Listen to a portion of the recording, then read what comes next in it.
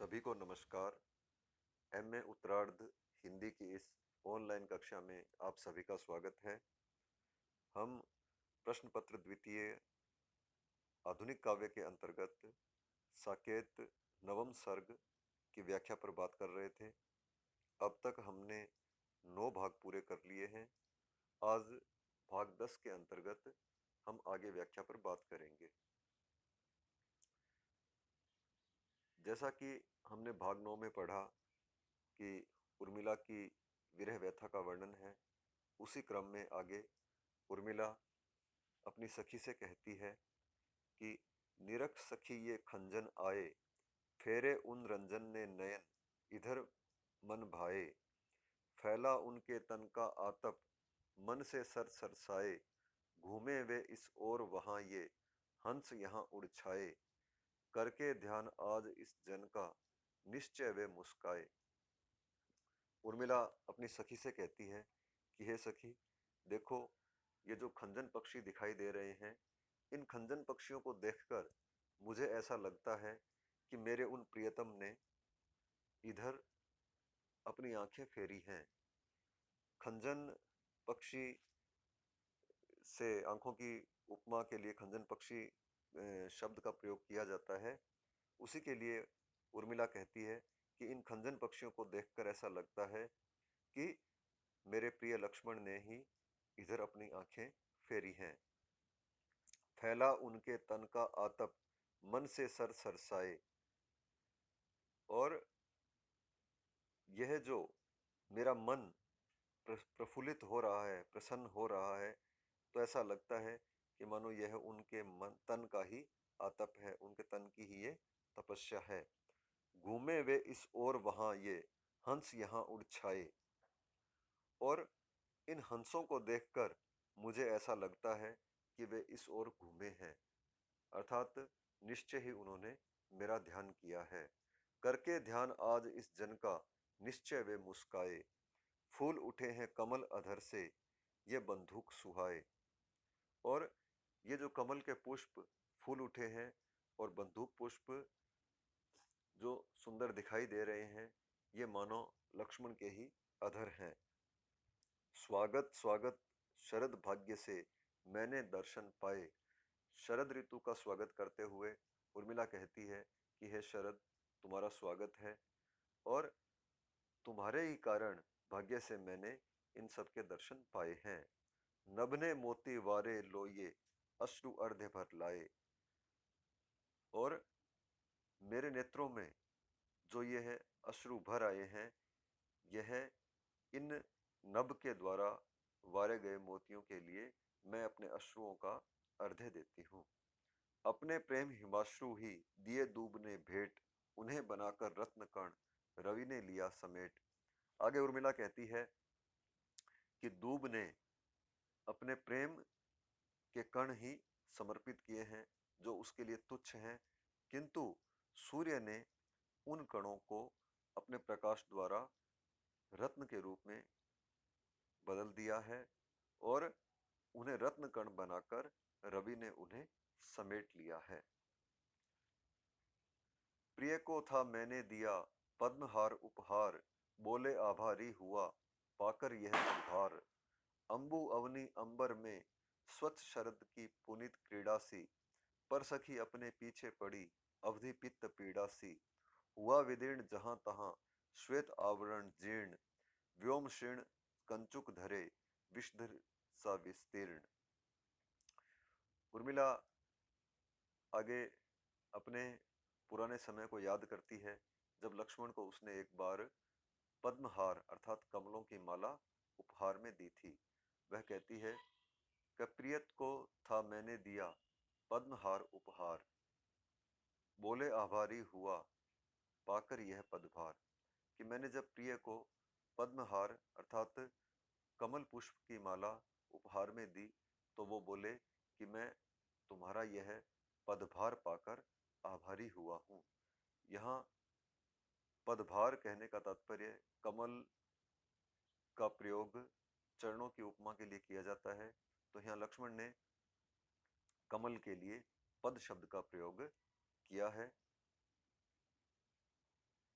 अंबु अवनी अंबर में स्वच्छ शरद की पुनीत क्रीड़ा सी, पर सखी अपने पीछे पड़ी अवधि पित्त पीड़ा सी। आगे उर्मिला कहती है कि अंबु अवनी अर्थात आकाश, पृथ्वी, अंबर सभी में स्वच्छ शरद की पुनीत क्रीड़ा प्रारंभ हो चुकी है, किंतु अपने पीछे तो अवधि की पीड़ा पड़ गई है। अवधि रूपी पित्त पीड़ा, पीली पीड़ा पड़ गई है। हुआ विस्तीर्ण जहां तहां श्वेत आवरण जीर्ण, व्योम शीर्ण कंचुक धरे विषधर सा विस्तीर्ण। यहाँ उर्मिला विस्तीर्ण आकाश के लिए कहती है कि आकाश का जो श्वेत आवरण है वह जहां तहां से विदीर्ण हो चुका है, अर्थात शरद ऋतु के समय आकाश में बादल छितराए से होते हैं, वे छोटे छोटे टुकड़ों में होते हैं। उन्हीं के लिए उर्मिला कहती है कि जैसे विदीर्ण हो गया है श्वेत आवरण आकाश का, और व्योम शीर्ण कंचुक धरे विषधर सा विस्तीर्ण, और आकाश मानो एक कंचुक धरे हुए, केंचुली धारण करे हुए विषधर अर्थात सर्प के समान दिखाई दे रहा है। यहाँ उपमा अलंकार है। शफरी अरी बता तू तड़प रही क्यों निमग्न भी इस सर में, जो रस निस गागर में, सो रस गोरस नहीं स्वयं सागर में। आगे उर्मिला मछली से कहती है कि हे शफरी, तू बता कि तू इस सर में, इस तालाब में निमग्न होकर भी क्यों तड़प रही है। जो रस निस गागर में, कि जो स्वयं के गागर में जो रस है, जो आनंद है, वह रस, वह आनंद सागर में भी नहीं है। यहाँ उर्मिला मछली से कहती है कि सुख केवल अपने स्थान पर ही होता है।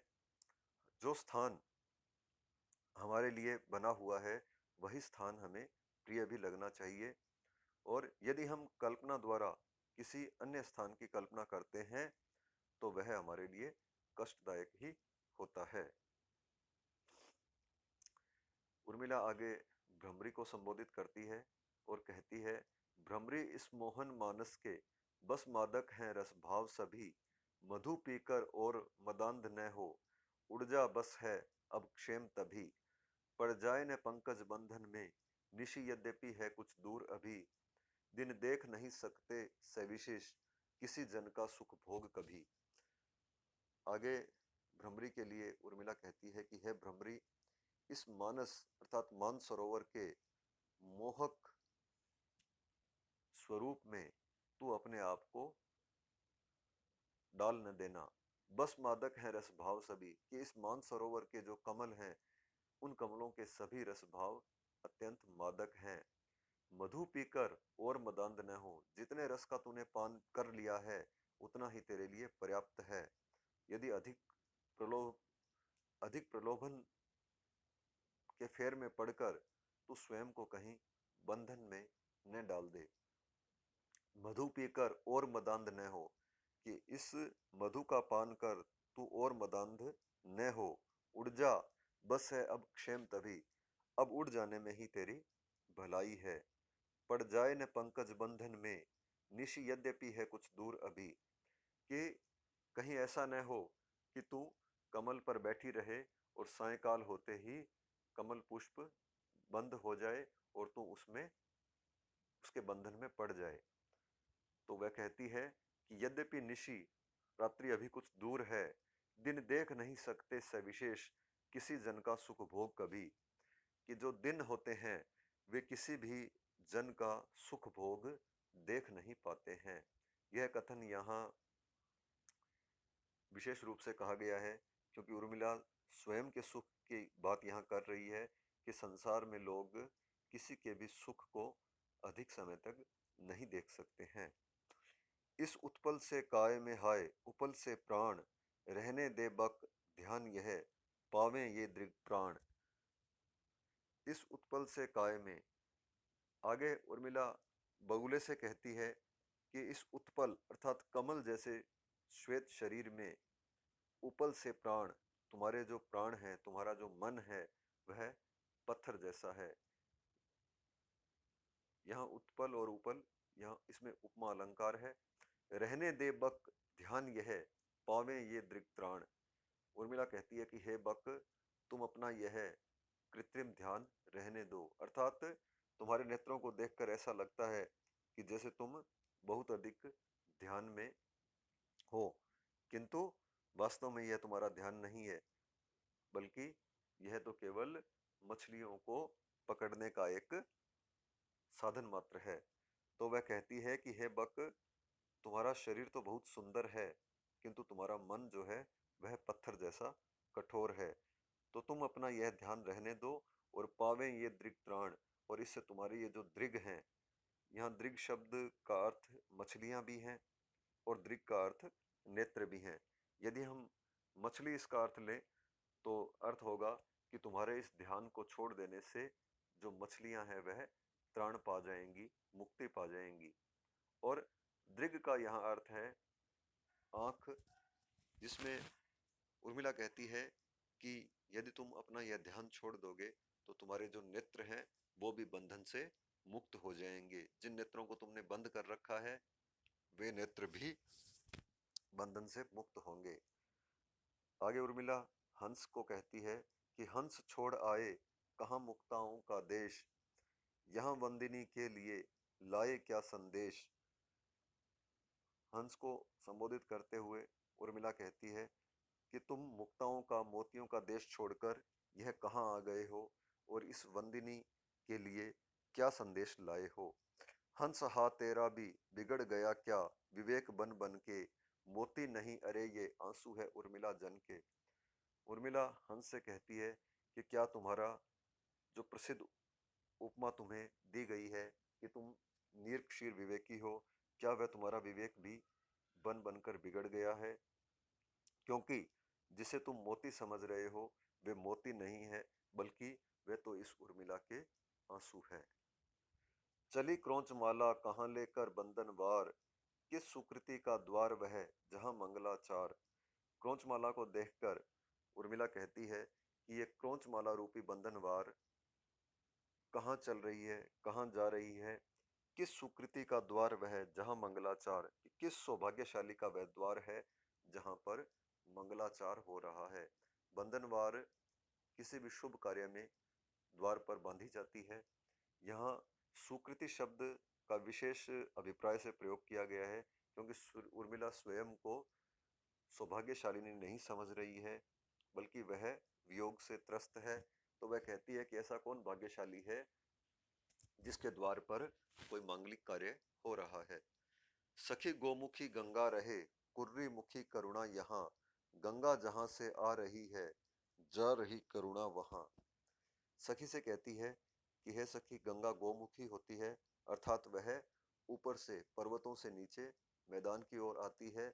और करुणा जो होती है वो कुर्रीमुखी, कुर्रीमुखी का अर्थ है कि वह नीचे से ऊपर की ओर जाती है, अर्थात करुणा जो है वो यहाँ पृथ्वी से आकाश की ओर जाती है।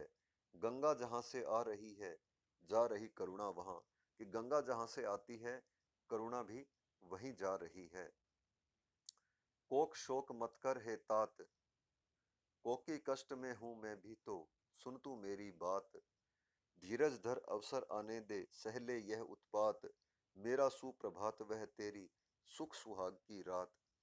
आगे वह कोक पक्षी को संबोधित करते हुए कहती है कि हे कोक, तू शोक मत कर, कोकी कष्ट में हूं मैं भी तो, सुन तू मेरी बात, कि केवल तू ही कष्ट में नहीं है, मैं भी तो कष्ट में हूं। धीरज धर अवसर आने दे सहले यह उत्पात, कि तू धीरज धारण कर, अवसर आने दे, वह समय आएगा जब हमें आनंद की प्राप्ति होगी। सहले यह उत्पात, मेरा सुप्रभात वह तेरी सुख सुहाग की रात, कि वह मेरा तो सुप्रभात होगा और वह तेरे लिए सुख सुहाग की रात्रि होगी। हाँ मेरे कुंजों का कूजन रोकर निराश होकर सोया, यह चंद्रोदय उसको उठा रहा है धवल बसंत सा धोया। आगे उर्मिला कहती है कि मेरे कुंजों का जो कूजन है वो रोकर और निराश होकर सो गया है, क्योंकि जो कुंज लक्ष्मण के होने पर अत्यंत आनंददायक थे वे कुंज अब कष्टदायक बन गए हैं, उन्हीं के लिए उर्मिला कहती है कि मेरे कुंजों का कूजन रोकर और निराश होकर सो गया है, और उनमें चंद्रमा का उदय होना, उसकी चांदनी का फैलना मानो उसको धवल वसन ओढ़ा रहा है। सखी मेरी धरती के करुणांकुर ही वियोग सेता है, यह औषधीश उनको स्वकरों से अस्थिसार देता है। आगे उर्मिला कहती है कि हे सखी, मेरी जो धरती है उसमें तो केवल करुणा के अंकुर ही उत्पन्न होते हैं। यह औषधीश उनको स्वकरों से अस्थिसार देता है, और यह जो औषधीश है, यह जो चंद्रमा है, वह यह उनको अपने हाथों से अस्थिसार, अस्थिसार का अर्थ है यहाँ पर खाद, कि पौधों को वृद्धि करने के लिए जैसे खाद की आवश्यकता होती है, वैसे ही मेरी धरती में करुणा रूपी जो अंकुर है और जिससे वियोग की उत्पत्ति होती है, उस अंकुर को बढ़ने के लिए खाद के रूप में चंद्रमा उसे बढ़ाने में योगदान देता है। यहाँ उर्मिला चंद्रमा के लिए कहती है कि चंद्रमा का उदय होना अब मेरे लिए अत्यंत कष्टदायक हो गया है। जन प्राची जननी ने शशि शिशु को जो दिया डिठोना है, उसको कलंक कहना, यह भी मानो कठोर टोना है। उर्मिला कहती है कि प्राची रूपी जननी ने जिस शशि रूपी शिशु को जन्म दिया है, उसके ऊपर जो यह डिठोना लगा हुआ है, उसकी माता ने उसको डिठोना दिया है, उसको हम कलंक कहते हैं। यह भी मानो हमारी अत्यंत कठोर बात है। यहाँ प्राची जननी तथा शशि शिशु में रूपक अलंकार है। सजनी मेरा मत यही मंजुल मुकुर मयंक, हमें दिखता है वहां अपना राज्य कलंक। वह अपनी सखी से कहते हुए उर्मिला कहती है कि मेरा मत तो यही है कि मंजुल मुकुर मयंक, मयंक जो है, चंद्रमा जो है, वह अत्यंत सुंदर है, स्वच्छ है, किंतु हमें तो वहां भी अपना राज्य कलंक दिखता है। किसने मेरी स्मृति को बना दिया है निशीथ में मतवाला, नीलम के प्याले में बुदबुद देकर उफन रही वह हाला। उर्मिला कहती है कि मेरी स्मृति को किसने मतवाला बना दिया है, और मेरी स्मृति उसी प्रकार से मतवाली हो गई है जिस प्रकार नीलम के प्याले में कोई मदिरा उफन रही हो। सखी निरख नदी की धारा, ढलमल ढलमल चंचल अंचल, झलमल झलमल तारा, निर्मल जल अंतस्थल भर के, उछल उछल कर छल छल करके, थल थल तर के कल कल धर के, बिखराता है पारा, सखी निरख नदी की धारा। अब उर्मिला नदी की धारा को देखते हुए अपनी सखी से कहती है कि हे सखी, नदी की धारा को देखो, वह अत्यंत ढलमल ढलमल चंचल अंचल झलमल झलमल तारा, इस प्रकार से वह दिखाई दे रही है।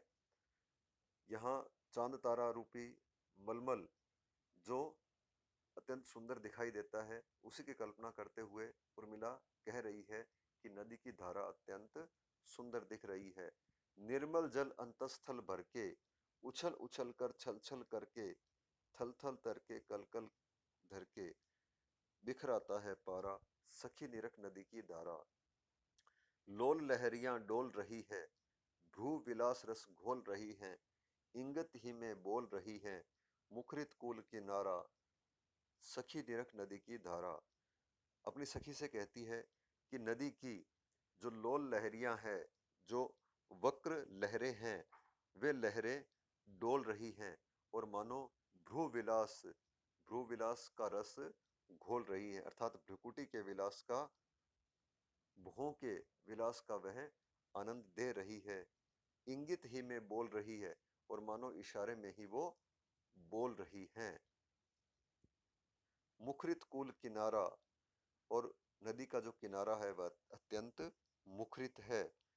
सखी निरख नदी की धारा। पाया अब पाया वह सागर, चली जा रही आप उजागर, कब तक आवेंगे निज नागर, अवधि दूती का द्वारा, सखी निरख नदी की धारा। आगे वह कहती है कि वह नदी इस प्रकार से बहती चली जा रही है मानो अभी वह सागर को प्राप्त कर लेगी। पाया अब पाया वह सागर, चली जा रही आप उजागर। वह तो अपने प्रियतम को प्राप्त कर लेगी, किंतु कब तक आवेंगे निज नागर, किंतु मेरे प्रियतम कब आवेंगे अवधि दूतिका द्वारा, अवधि रूपी दूतिका के द्वारा मेरे प्रियतम कब आवेंगे। यहाँ अवधि दूतिका में रूपक अलंकार है। मेरी छाती दलक रही है, मानस शफरी ललक रही है, लोचन सीमा छलक रही है, आगे नहीं सहारा, सखी निरख नदी की धारा। वह अपनी सखी से कहती है कि मेरी छाती कांप रही है, मानस शफरी ललक रही है, और मेरे मन रूपी जो शफरी है, मछली है, वह ललक रही है। यहाँ मानस शफरी में रूपक अलंकार है।